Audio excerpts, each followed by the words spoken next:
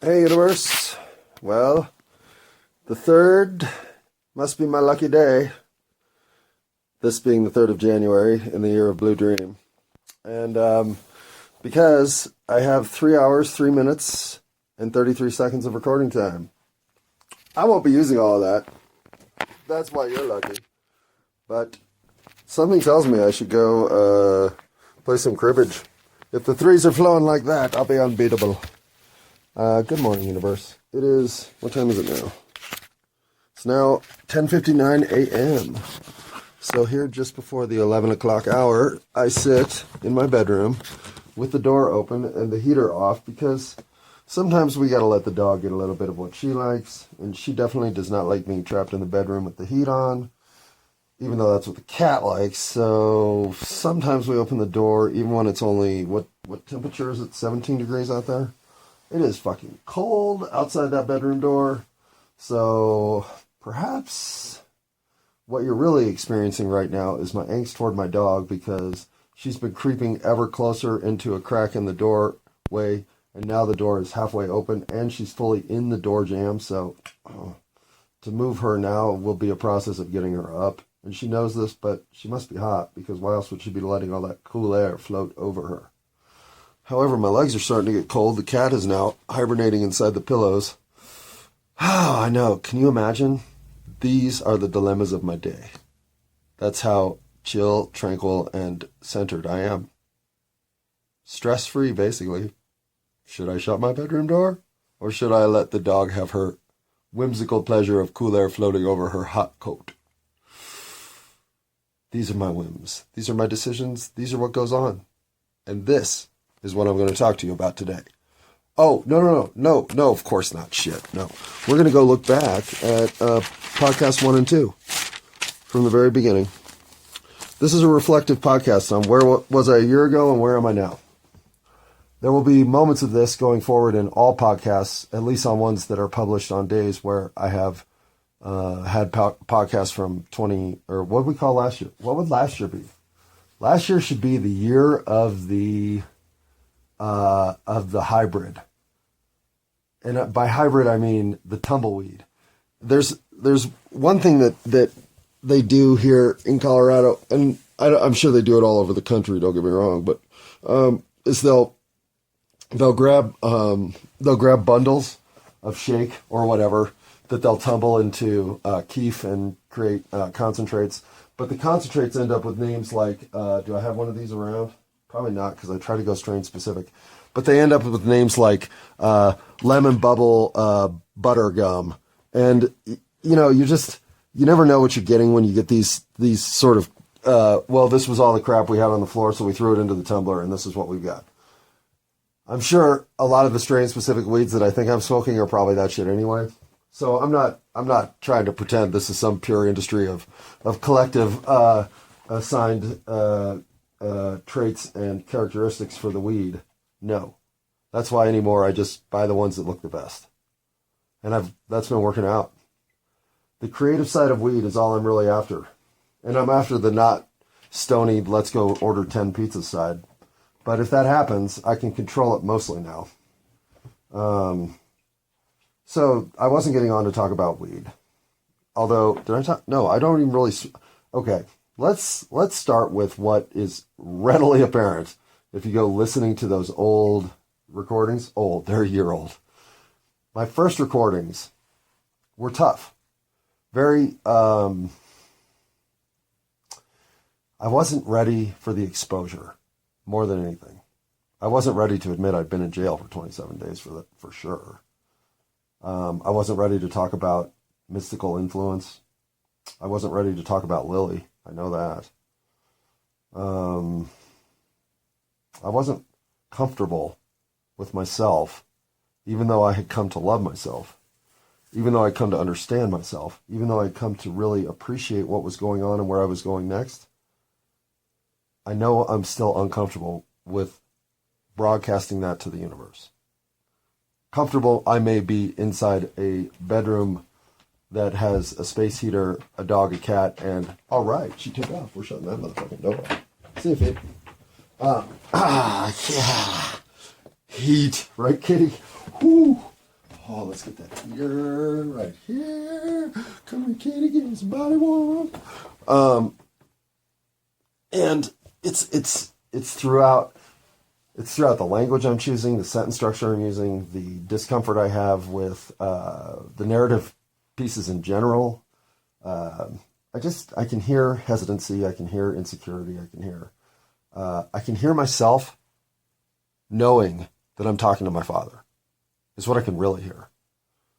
I can hear that at any moment in time, any member of my family can click in and go, holy fuck, I don't care anymore about that.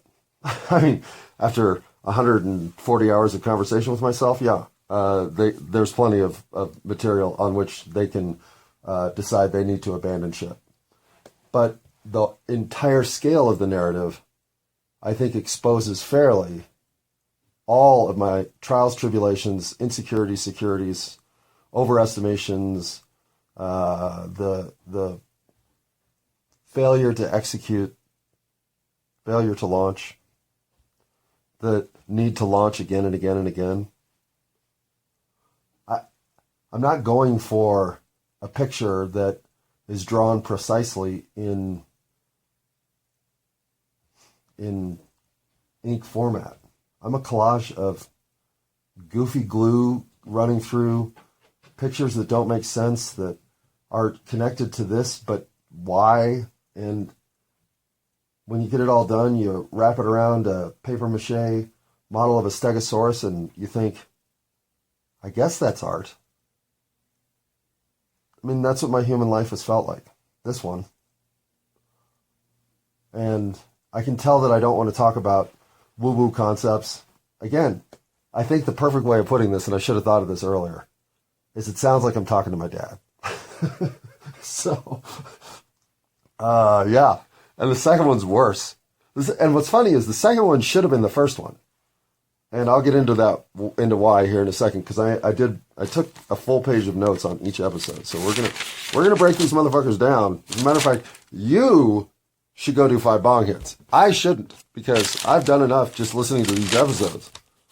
But if you're gonna listen to this shit, seriously, I mean, maybe even take up drinking. No, don't take up drinking. Do not take up drinking. I mean, go ahead and have a drink now and again, or go ahead and be drunk now and again, but don't take up drinking. Bad idea. Pause. Okay, but I have to give it up for something about this generation. Hang on.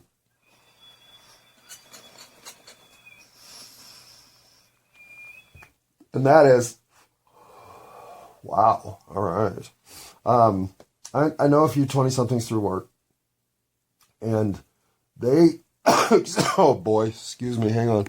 They treat alcohol like we treated fucking acid. I mean, they will plan their night of getting drunk around ensuring they're in a safe environment. I think that's fantastic, by the way. And truly hammers home how fucking reckless my 20s and 30s were. I mean, to the point where that's probably the thing I like talking about the least, is the abuse of alcohol in my life. Because it led to so many just dumb decisions. But having washed my brain of all that nonsense has given me a lethal sense of vulnerability and the use of substance to try to overcome those vulnerabilities. So, is it worth all the fucking chaos? Probably not.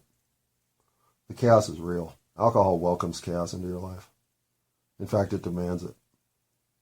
The more you use it, the more you can't avoid it. But in some ways, weed welcomes lethargy into your life. If you choose wrong or get comfortable with being a sedentary person, well, we can help you accommodate that. For me, if anything, as you might imagine, I'm a little bit overwhelming already. I kind of have an energy level that never fucking shuts up. I am the very definition of the Energizer Bunny. As a matter of fact, I'm the fastest walker at work out of 150 people. And it's not even something I'm trying to do. It's just my pace of movement. So for me, weed's never going to lead to fucking couch lock. And when I choose to smoke weed that is known for couch lock, when I go for the heaviest of the indicas, when I get a bowl of LSD out, it's because I really need to just stop thinking, I need to watch some Gilligan's Island or some Rocky and Bullwinkle or whatever, and just veg. And there are times when I really need that. My batteries need to fucking run out now and again. But for the most part, I'm always running at 93% or more. And I don't feel an ounce of tired about it. I don't feel like my body's breaking down fast. I'm 53. And I outpace most 20-year-olds. And not intentionally. Like, it's just the rhythm I was born into. So, why am I telling you this? Did I have a point about this? So of course I'm going to break this down in overwhelming fashion. Oh, it was that, so I know I can overwhelm. And I know that because my meter is always running so high, I'm constantly, well, not anymore. I mean, anymore, fuck it. I don't give a shit what you think of me. If I have to go, oh, I dropped that dab. Damn it. Hang on, pause. Oh, fear not. There will be no concentrate wasted in the production of this recording. Dab recovery in full effect. Be right back. Okay. Anyhow, because one of my social, I want to call it a faux pas. One of the abrasive social elements I have had to overcome is intensity, overwhelmingness, being the kind of Scrabble player. No, let's not tell that story. Oh God, no. Let's just say that my intensity runneth amok, and so I've got all kinds of mufflers and suppression techniques and calm down and shut your mouth and don't talk and blah, blah, blah ways of getting through the day that I use. And I use them because they're necessary. I don't want to rub people the wrong way. I want to communicate effectively with people. And I want to be understood, not misunderstood. And I want to present who I really am and why I'm really confused about everything in the universe right now. And I know that's what I was trying to get done in that first episode. In fact, I know I had notes for that first episode. And the second and the third and probably the first 10. I was going in knowing somewhere that I was beginning a journey. And I didn't want to come into that journey just as ad hoc as it has become, even though I knew it had to be that way if it was going to sustain, because no way was I going to be able to create some sort of pre-regimen for this if it was going to be as prolific as I wanted it to be. Speaking in tongues, as I just did with the vocabulary I chose, what I'm saying is if I was going to do enough recording for it to be quasi-daily, it couldn't also involve prep work, or I'd quit. So just hitting the record button after getting high and thinking about shit for a few minutes is about what is involved here. And yet, I think about shit all day long. So what I do is I try to remember, oh yeah, I should talk about that. Or that's an incident that's of interest because this and this happened. You know, or like I've said, I want to relate stuff to the timeless, not the timely. So whatever's happening right now, I don't give a shit about it.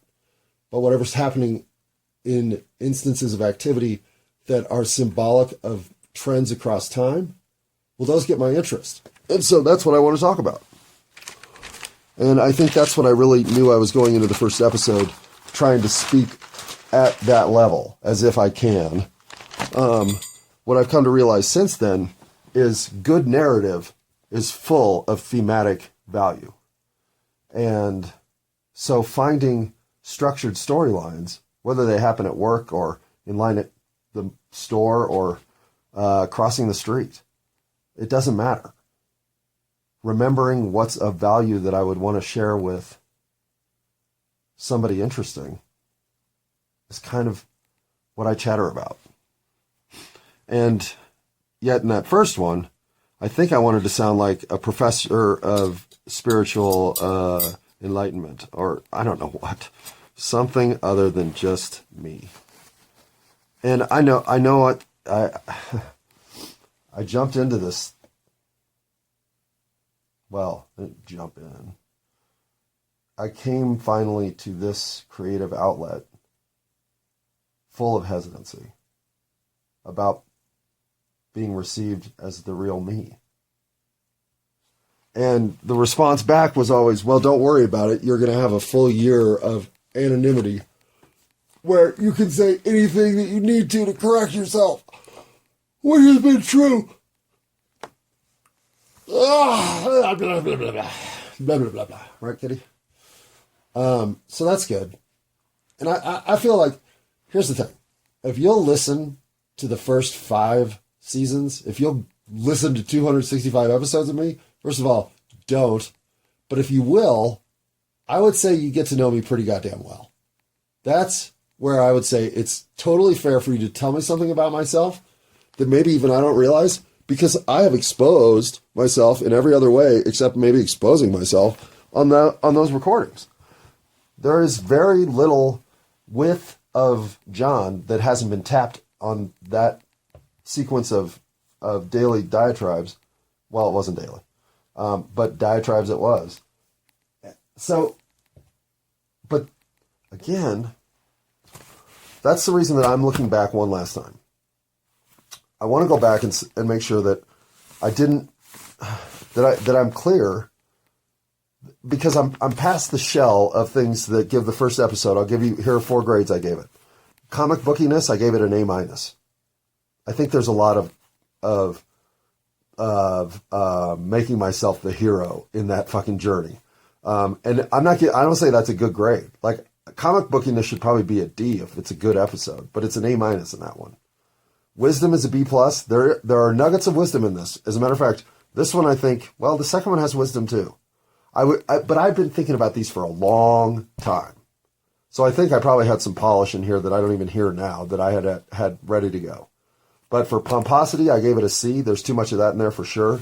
And sniffles is a D-. That could almost be an F. I almost failed at sniffles. So there you go. That's episode 1. I'm going to go do what you should do, which is smoke some weed, and then we're going to get back to this. All right, nose is blown. Beverage is here. I actually have my notes. Bong is there. Pipe is there. Torch is there. Lighter is there. Dabs are there. Grass is there. All right. Vaporizer is there. I need some socks. It's cold in here. And dog's outside, cat's in the room with us. So this is a rare cat-only podcast. Of course, the cat's freezing and hiding in the pillows, so we won't be hearing from her, but she's here. So her energy, and not Phoebe's, is the main co-pilot on this podcast. Go kitty kitty. Okay. You know what? I need one more bucket. Hey. And before I get too far here, I want to say one more thing about overwhelming people. I know the bad thing about overwhelming people, it's like, instead of helping somebody move from A to R by getting to K and P in between, ARKP. WKRP? Oh, if only I'd gone to A to W. KR? Well, whatever. The sequence is irrelevant. What's important is that having traveled from A to R, I always think I can take somebody who's in BCD and just move them to R. But you got to go through K and P, or R doesn't mean anything. And now I understand that. So what I try to do is be enticing. Like, I want to challenge people to go figure shit out on their own. And I think part of why I'm so obtuse in this first one, and for some of my initial thoughts on adjectives that describe this episode, I put pretentious, timid, insecure, murky, intense, snotty, trustworthy, inclusive, cooperative. I mean, so it's a mix of shit, right? But if anything, it's too obtuse. Well, so it's called I Need Some WD-40 because at the very end I let my dog out or I open the back door and it creaks. So clearly I need to squirt some WD-40 on it, which I did that very instant, and it fixed it ever since. It hasn't squeaked since. So when I say I'm solutions oriented, I hate to say it, but I look at anything I get right or am fixing for the better as a win. Even squirting WD-40 on a squeaky lock or a squeaky hinge. It's important to me that I always am feeling momentum in my day of improving my situation or the situation of those around me. And if I make a misstep, like this big ink line I actually drew on my headboard, which is white, it's in black permanent ink, I'm sure I could find some solvent that'll get it off of there. Yeah. But the first solvent I would probably try would probably do something to the varnish or finish on this headboard and leave a worse stain. You know what I mean? Like, in other words, I also am making the universe a worse place. I don't just knock down fucking dominoes all day long. There are setbacks aplenty. But I am just letting life happen, and the dominoes that are falling are almost falling in spite of myself, and they're always falling positively for me. And the setbacks that I am having, like accidentally marking my headboard, well, I just slow down. You know what? I can live with the fact there's that line on my headboard until I take enough time to figure that out, rather than just go grabbing mineral spirits and rubbing it on this headboard and finding out, whoops, that was the wrong thing to choose. That's old John. And I know that I'm trying to show in that first episode that guy no longer exists. And by this time, I'm aware, oh yeah, that guy still exists. He's just working the world differently. And I don't know if I even knew that a year ago. But having to talk my way through all of what the fuck goes on in my life has made me realize this. And I also realized this is one of the first times we're ever having Phoebe bark on the podcast, because she would never bark in my room while I'm talking. But since she's outside where there are people walking by, she's barking. So before I start breaking it down point by point, let's go ahead and shut her up. Pause. Shut her up. Like I'm going to go shut my dog up. Talking like my mom. All right.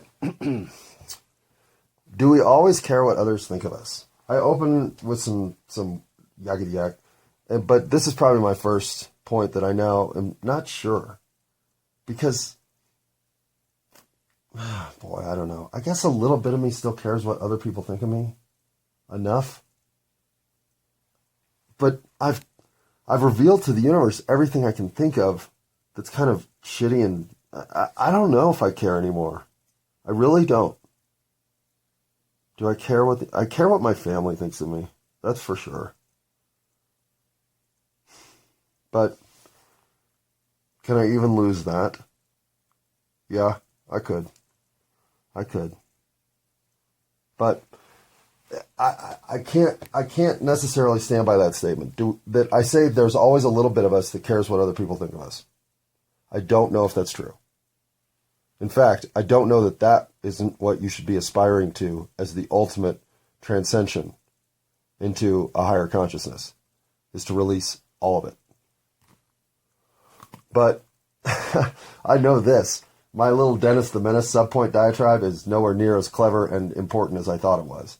Because of course we're not the same people. We don't have the same intuitions. We don't have the same fabric from which we are creating our own collages. But the main point of what is going on there, and I missed it entirely, is that Dennis has to do what he's doing. Dennis the Menace is the kid that has to go into the dryer. That's what he's built to do. And I kind of navigate around it, but I don't straight up mention it. I am not the kid who's built to do that. We're all built to fulfill purpose, destiny, and realization of our life in different ways. Dennis gets something from being beat up in a dryer. I do not, nor will I ever. But it proves Dennis's resiliency to himself, or whatever he gets out of it. Maybe it cements his lunacy in his own fucking deluded mind. I don't care. But Dennis has to go into that dryer. So whatever you're here to do that you have to do, embrace it. Be a Dennis. If you're a menace, you're a menace. And so it's not just that people are who they are. It's that they have to do what they have to do. So John will not be Dennis because John does not act or do what Dennis does. I don't think I got that point. I don't even know if I knew that point when I thought I had my point about Dennis the Menace in that cartoon. But another thing that I can hear in this early episode is I am definitely elusive about who I really am. I am unsure how to tell you all the fucking snot-blowing grossness of my life in this first episode. And this is what was the most challenging for me, is I knew I didn't have a message other than to spill everything I know about me. And that is what I was being encouraged to do. And so that meant that I had to come to grips with the fact that sooner or later I was going to talk about that night in college. That I was going to expose my beliefs about Sandy Hook. That I was going to tell you that I think the Big Bang is full of shit. You know, these are things that on January 2nd of the year of hybrid weed combinations, well, I wasn't ready for all that. And now that I've told you all that, well, so cat's out of the bag, right? So here in the year of Blue Dream, well, we can be dreaming in color instead of pretending that we don't. And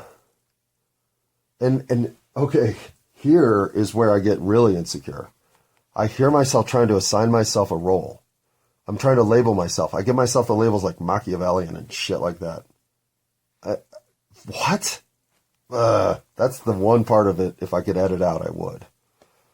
But that just shows me that my tendency to want to have other people understand me by giving them terms that I think are relatable so that they won't just jump to other conclusions, that's a terrible thing to do, because then that means that I'm telling you, well, you can expect me to be Machiavellian. Okay, I wouldn't say to take that fucking assessment out of your possible adjectives for my future behavior, but I am not Machiavellian. Not now. And if I ever was, I was getting there by being a whole lot of other shit first. So, when you give yourself labels, you give other people permission to call you that. And I shouldn't have done that. Judge me whatever you want. If you think I'm Machiavellian, I'm up for the conversation. Hell, I might even agree with you. But to just start throwing terms around about what I am, that was bad. But I know that on episode 1, I'm so insecure about being judged as something other than what I am. I'd rather you take me in group categories as this, or this, and I'll live with that reality rather than you misjudging me because I couldn't communicate effectively the cracks in my armor, the chinks in my existence, and that was not a racist term, though. Why do I use the word chinks? I gotta get that one out of my vocabulary. We can always work on being better, right? And I can certainly hear that I was trying to work on being better in this first episode. I just wasn't there. And I think I'm over-prepared. It's like, you know what this first episode is? It's how I played music. There is too much fear mixed with practice and knowing this is the moment all at once. It's all in that first episode.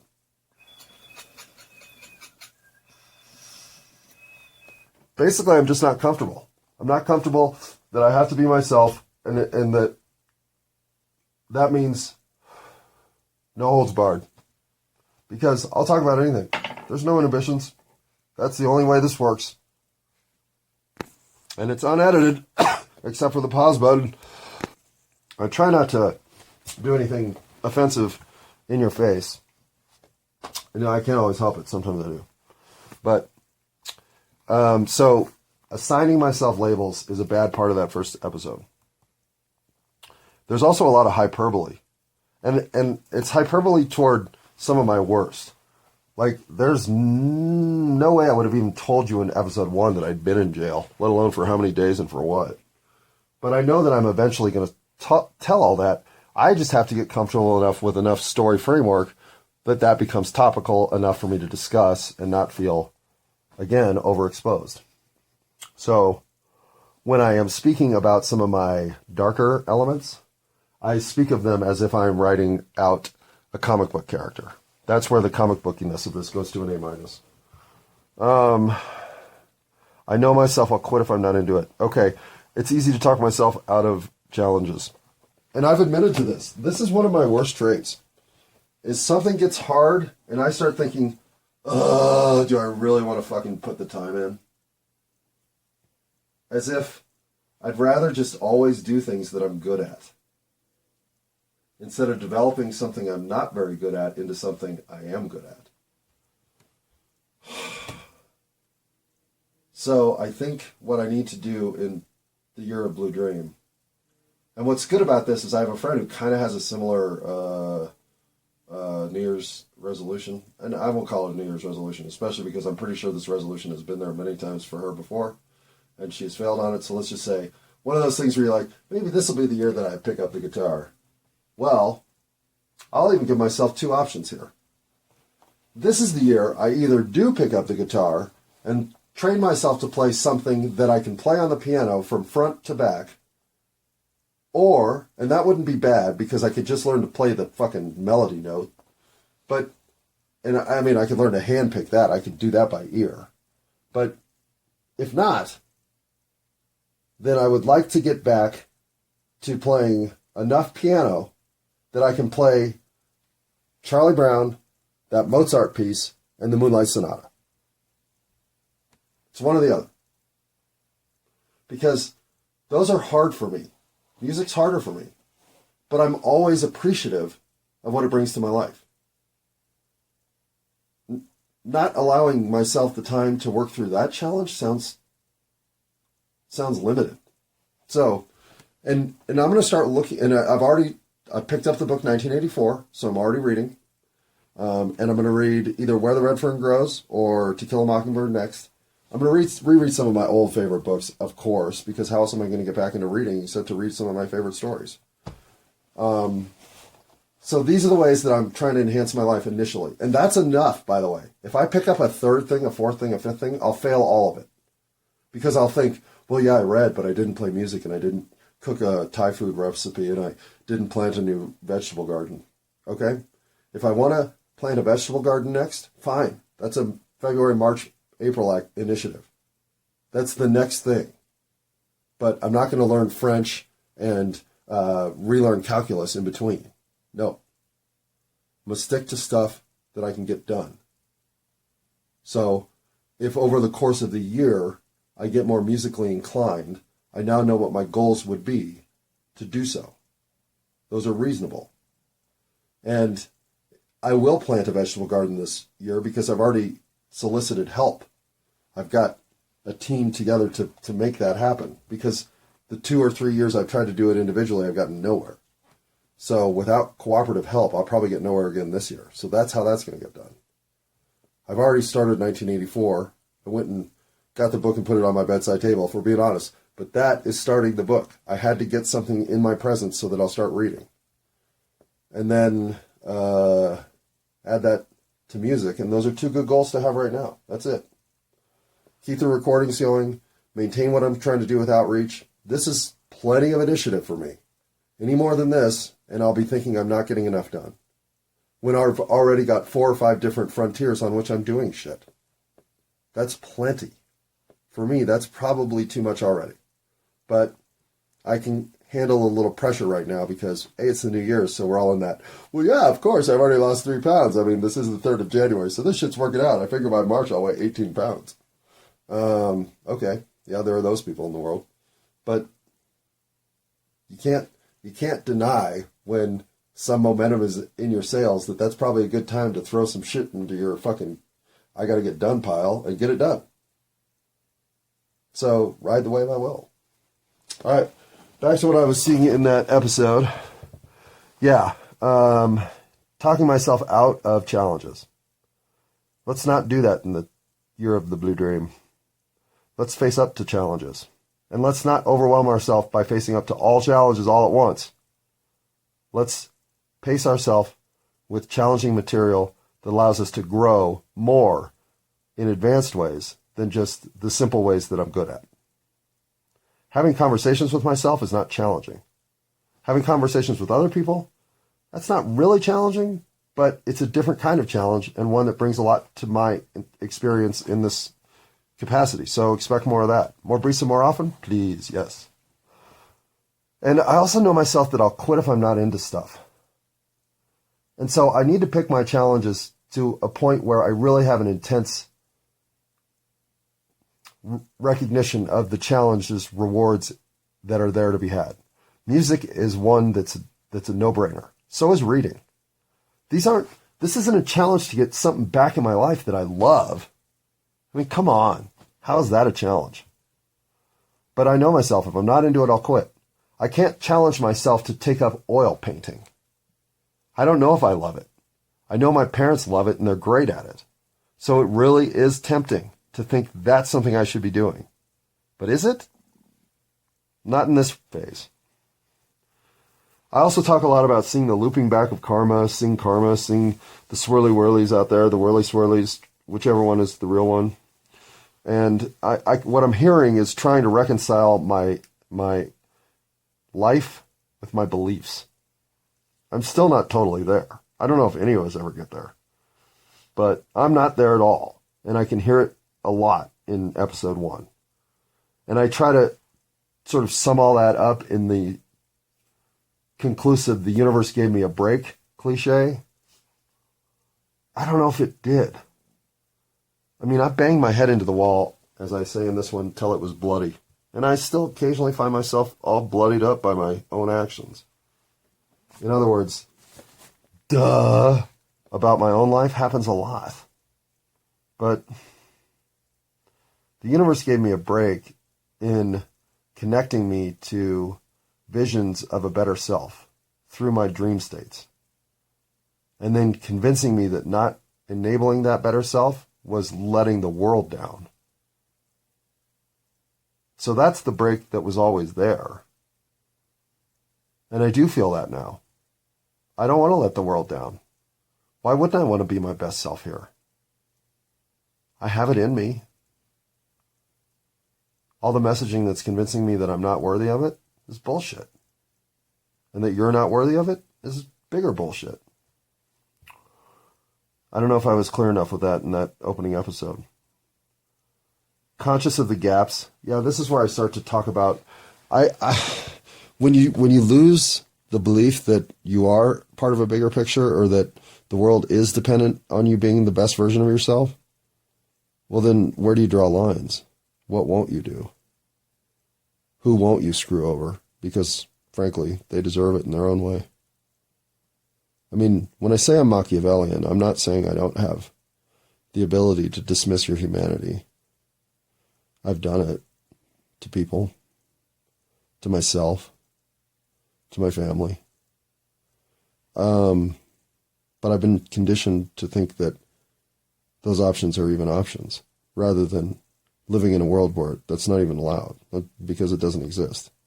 You don't dismiss another individual's humanity. How could you? How dare you? Well, when I came to the epiphany that that's actually who I really am, well, it doesn't take back everything I've done. The hollowed out, soulless version of myself was capable of a lot of tragedy. So I've spoken about it. I feel I owe you that. And I'm always willing to speak more about it. And I do. I find times of self-reckoning and disillusionment with who I was and what I was doing, and I bring them here. So I don't abandon the darker side of myself. And a thief? Yeah, I was a thief. I was a terrible thief. And even now, I have to suppress the tendency to steal from the corporations, because fuck them. But I do. I figure in this world, I don't care anymore. If all I eat is peanut butter and honey sandwiches and yogurt, I really don't care anymore. It's fine. And I can get by on 24 hours a week at Home Depot. So what am I complaining about? Right. I'm not complaining, believe me. And nor am I stealing, nor am I taking advantage of any kind. The other thing I know is that my karma even pact determines that if I do steal, well, I'll lose shit. And this isn't why I'm losing. This isn't why I'm losing shit, unless this is all the backlog of theft I've dropping stuff in my life still to make up for all of it. Could be. That could be. But if I start stealing, I'll start losing, and it'll be cash probably. I mean, I don't need to take advantage. If I take advantage, I will be disadvantaged some other way. So no more. I don't do it. Even though now I probably have more justification for it than ever. And I think I hear myself translating who I really am rather than talking directly like I just did. I say stuff like the mind was dribbling diamonds because I was willing to take them. I'm not a poet. Why I talk like that? I do not know. Should we give... Let's do a big pause, because that's a dog walking by. Okay. Actually, you know what? I'm going to take a bone hit. And you know what? Let's do this. I'm going to let you guys decide. Should I do Mandarin Cookies number 1, which I have just a little bit of wax left, but there's 2 or 3 good dabs in there, maybe 4? Or should I do AK-47 Diamonds? Yeah, like I'm going to let you decide. I'm going to do both. Duh. Okay, and hang on. I owe an apology. I owe an apology to some folk. And take Kansas. Actually, should I apologize to Kansas? I mean, they're right next door. I mean, fuck them, right? Come next door. What's your problem? Okay. Kansans aside. Nebraskans aside. Because I think that's 2 states that don't have legal recreational or medical marijuana, if I remember right. Maybe Nebraska has medical now. I'm pretty sure Wyoming has medical, Utah has medical, whatever. If you live in a state without recreational medical means to marijuana access, well, then I apologize. Because I'm rather cavalier about smoking weed on this episode recording thing that I'm doing, because I kind of assume now we all have access to things like AK-47 Diamonds.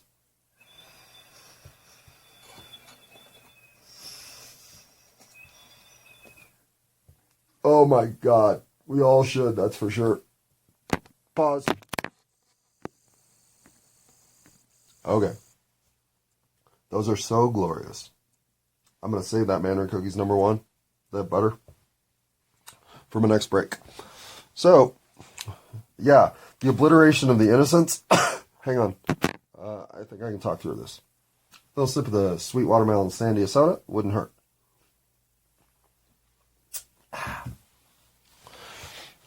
I had one dream with the camel lionesses where they took me in this like time loop to show me how many souls got recycled through the misery of war when children are just destroyed.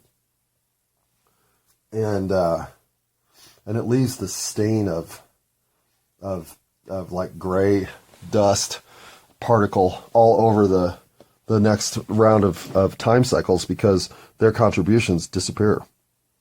And it's not that, it's just a whole state of confusion and stagnation. And the gray dust is just an indicator of how little color there is, and color is brought out by uplifting emotion. So everything is just dark and dreary. And you know, I still remember that dream like I was being taken to class. And so when I speak of the obliteration of the innocence, I know that there's a big gap between that which is brought into the world for fulfillment and that which is taken out before it's fulfilled. And that gap is, I think, on planet Earth in the 20th century was the biggest it's ever been. So when I talk about being conscious of the gaps, the mind's dribbling diamonds because I was willing to take them. Well, okay, the obliteration of the innocence, it's too obtuse. It's too pompous. That's why I gave myself that pomposity grade. So I apologize for that. Do I think it doesn't matter whether this is a simulation or not? And did the universe really tell me to stop? I do think it's important whether or not this is a simulation. I just don't think we have any way of getting to it. That's worthless pursuit. So, that's so easy for me to decide that maybe I'm dead wrong there. Maybe I'm 100% misguided. But I still have to be exactly who I am in playing the simulation out. I'm conscious. I have inner dialogue. I do not share everything. So there is a part of me that is uniquely in the simulation by itself. I'm responsible to that part. And that part has to leave the simulation feeling like it did what it could to fulfill its purpose while it was here. To me, That's regardless of simulation or experiencing 3D reality and some sort of obliteration dust. Nothing happens after this circumstance. I still am accountable to that which inside myself says I matter. If you don't have that, then you don't believe you matter. At least I think. So did the universe tell me to stop? Yeah, it told me to stop thinking I didn't matter. Because I do. So that's why it doesn't take much to have a whole new universe. You just have to believe you matter. You really do. And then you have to act on that in the way that you know you're composed to be here. I'm here to be kind, understanding, and forgiving. I'm built that way. I'm here to fulfill my purpose, and I matter. That's it. That is the whole point of my life. That was simple to figure out, but it took 53 years of banging my head against the goddamn wall to get there. So was I a master of Schadenfreude? At times, yes. And I'm counter-tuned to those vibrations? Fuck yeah, I am, because I recognize them in myself. Now I recognize them in other people as if myself is emerging again. So I'm totally counter-tuned to them. And then I speak about being laughed at by the camel lionesses and the universe in general. I do feel like the universe will knock you down a peg or two if you're getting a little too full of yourself. And it's happened to me a lot over the course of the year. And some of it I self-imposed wrongly. So you can do it to yourself even. And I mean, I think this is a great year to go through the trepidation involved in starting something new that you're not sure you're going to be good at or have any idea if you're even going to do it right. Of course you're going to have some missteps. Of course you're going to wonder if you did something 180 degrees wrong just a week after having done it. So what? Figure it out. The figuring it out part's worth it. And I believe now I can hear the difference between myself last year and this year. And the difference is confidence, belief, understanding that I do matter. But if you can't laugh on the journey as you discover yourself, you're doing it wrong. Hell yeah, you are. I mean, fuck. You hear how much laughing at myself I did this year? All while progressing in both wisdom and self-esteem. But slipping on banana peels? Please. It's like I'm a pro. But when I do, I don't look up to see if anybody's seen me and feeling embarrassed. I giggle on the ground and think, well, at least it didn't hurt. Everything in the moment is the only thing of significance there is. If we could just figure out all the variables that are creating the moment, well, we would figure out life. And then I said bullshit to that, which is right. And that might be the single wisest thing I said in the whole podcast. And then I leave this thought dangling. No, I don't. I actually just claim it's a truism, which I don't know that I can. Are we capable of elevating everyone we interact with? Can we leave every interaction we have with another human being? Can we lead them higher than we've arrived? And through that reverberation, echo of energy, crescendo to unparalleled heights throughout our day. If every human you ran into, you left higher than they were when you first received them, and that's how you were going through your day, how high could you get? And for once, this isn't about weed.